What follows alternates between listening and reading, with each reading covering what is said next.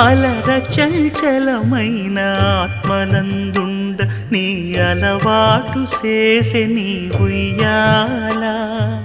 అలర చంచలమైన ఆత్మలందుండని అలవాటు చేసే నీ ఉయ్యాల పలుమారు ఉచ్ఛ్వాస పవనమందుండ నీ భావంబు తెలిపే నీ ఉయ్యాల పలుమారు ఉచ్ఛ్వాస పవనమందుండని నీ భావంబు తెలిపే నీ